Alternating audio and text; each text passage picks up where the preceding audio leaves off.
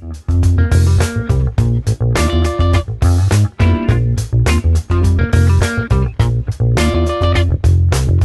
here at the 2015 Western Hospitality Food Expo.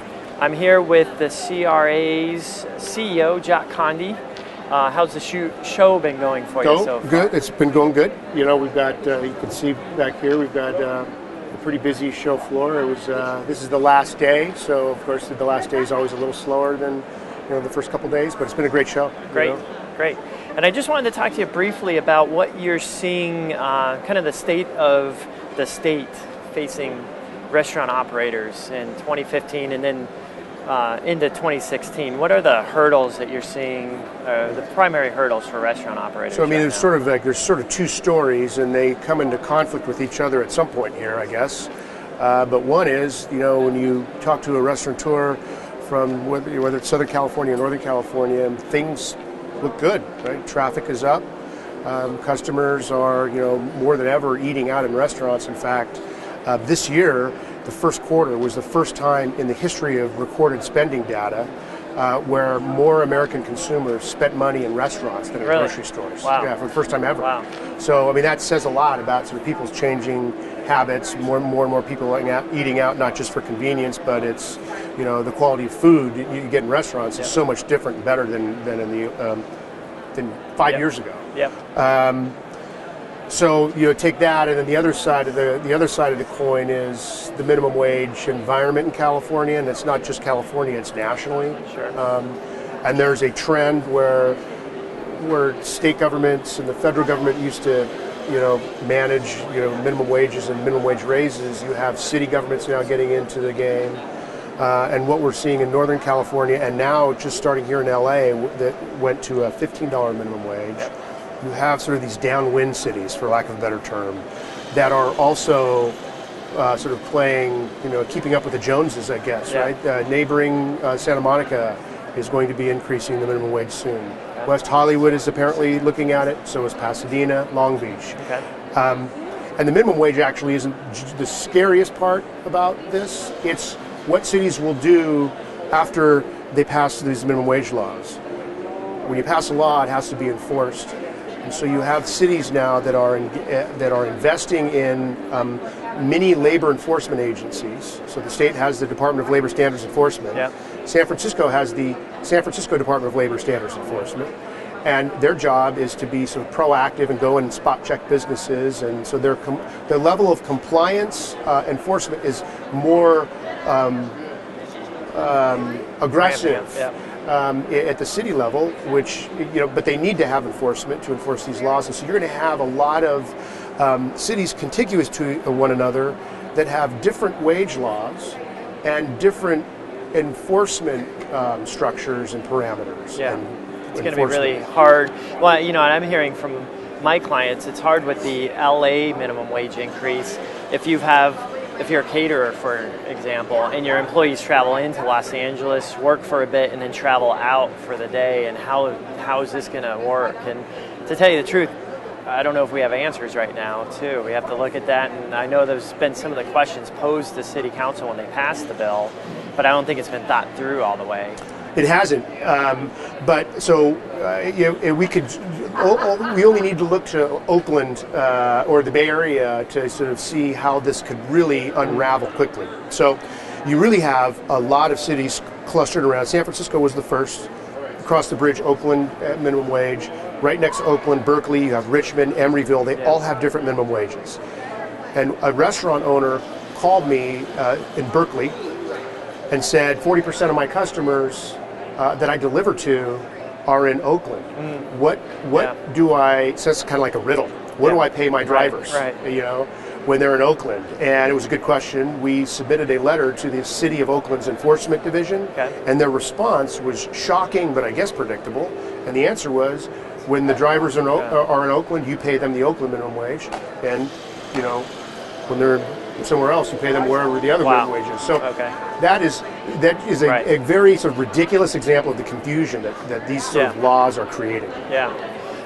So what's the CRA doing to, in regards to a lot of these regulatory issues, minimum wage, What's the CRA doing for members on that front, and how do you guys approach that? Well, we're sort of dealing with this city by city because as these proposals come up in city halls, they're driven by either a mayor or a city council or the proponents of the minimum wage, which are usually organized labor. And so the participants in each city is different, and every city has a different idea on what the wage ought to be.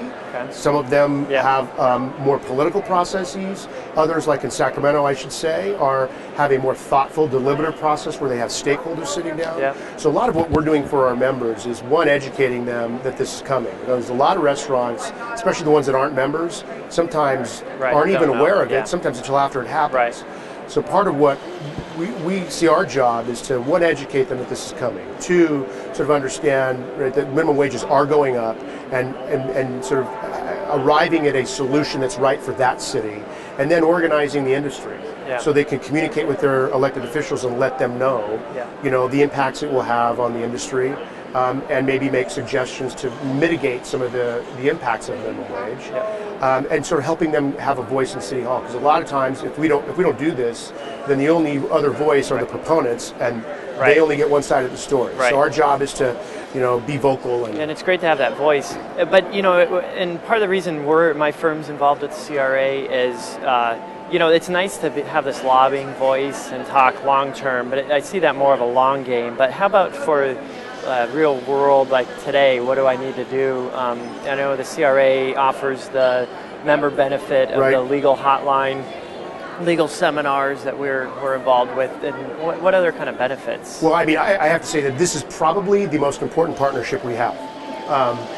With lawyers like you and your firm, when we're talking to members about member benefits, we organize, we have discounts, we have a legal center, and when we talk about sort of the value, the 15 minutes of free legal advice per month, that's usually what draws a lot of our new members in. Because we are a highly regulated industry.